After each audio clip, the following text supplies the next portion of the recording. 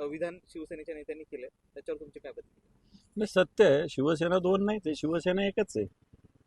जी बाळासाहेबांची जे उद्धवजींच्या नेतृत्वाखाली काम करते, इथं बाकी गद्दार लोकांची गँग आहे.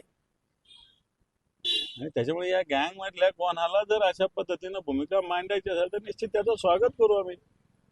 त्यांनी उद्धवजींशी बोललं पाहिजे.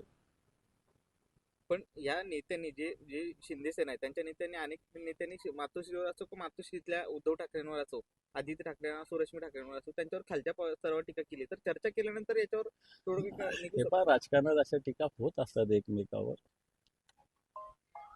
टीका करणं वेगळं आणि मला असं वाटतं नमक हरामी करणं वेगळं. टीका रोज एकमेकावर करत असतो आपण, म्हणून काय एकमेकाची दुश्मन थोडी असतो. फक्त नमक हरामी करणं हे तर चुकीचं आहे. जर हे शिंदे गट एकत्र येऊन जर का मातोश्री आला तर चर्चा पुढे जाऊ शकते. काय नाही जाणार, जाऊ शकते. दुसरा प्रश्न लाडकी बहिणीचा आहे. हे जे काही लाडक्या बहिणींना अनेक बाहेर काढलंय, त्यामध्ये हे जर पैसे बेकायदेशीर असतील तर सरकारने परत घ्यावे. हा तुमच्या खिशातला पैसा नाही तर जनतेच्या खिशातला पैसा आहे, तो परत मिळवलाच पाहिजे. या एका मुद्द्यावरच निवडणूक रद्दच व्हायला पाहिजे होती.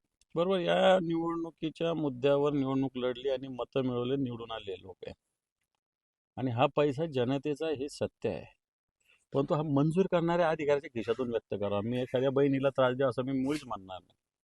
पण मंजूर करणारा अधिकारी कोण आहे, कन्सेंट देणारा अधिकारी कोण आहे, त्याच्या खिशातून मला वाटतं वसूल केला पाहिजे हा पैसा.